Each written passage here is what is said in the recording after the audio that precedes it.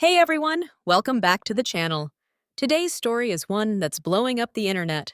Jon Stewart has taken a wild, eyebrow-raising Epstein email involving Donald Trump and Bubba and completely decoded it on The Daily Show.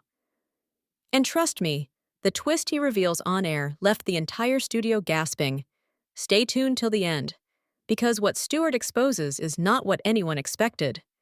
In a shocking and unexpectedly comedic segment on The Daily Show, Jon Stewart dove into one of the most bizarre controversies to surface this week, an eyebrow-raising email from the trove of Epstein-related documents that instantly went viral. The particular email referenced a phrase so strange, so baffling, that social media erupted with theories. The line read, "Trump blowing Bubba." No explanation, no context, just a cryptic phrase sitting in the middle of a conversation no one could fully understand, and that was enough for the internet to take off running. Jon Stewart opened the segment with a smirk that hinted he knew exactly how absurd things were about to get. Holding up a printout of the email, he looked into the camera and said, "These emails are explicit, but not in the way you think." His dramatic pause sparked laughter across the studio, but underneath the humor was genuine curiosity. And a little bit of concern. Stewart began decoding the email step by step. He joked that the line sounded like a rejected plotline from a political soap opera, but then shifted tone. What he pointed to was the confusion caused by Epstein's vast network of coded references, slang terms, and unusual nicknames used in communication, many of which are still not fully understood. Then came the twist. Stewart explained that the word Bubba had long been rumored to be a nickname for former President Bill Clinton within certain circles, but instead of pushing any conspiracy, Stewart did what Stewart does best. He unraveled the panic with satire. "Look," he said, leaning forward. "We live in a world where billionaires use nicknames, code words, and apparently the most chaotic shorthand known to mankind. If you told me this was a pizza order gone wrong, I'd believe you.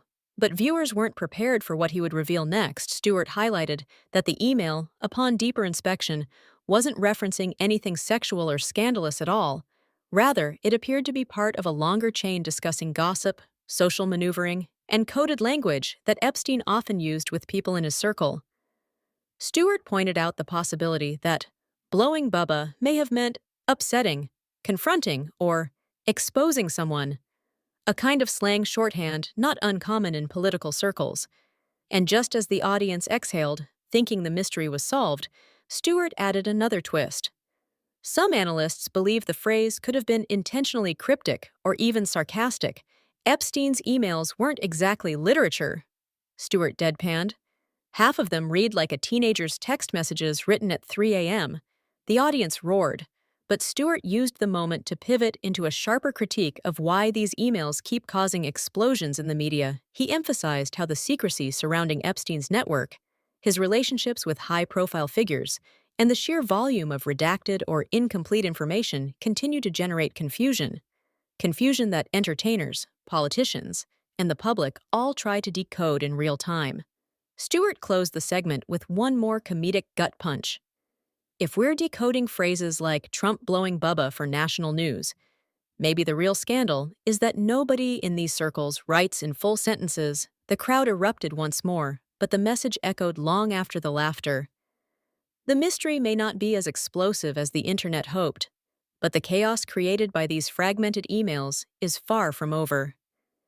If you enjoyed today's breakdown and want more stories with twists that keep you watching till the final second, make sure to like, comment, and subscribe. This story is evolving fast, and we'll keep decoding every angle. Thanks for watching, and I'll see you in the next video.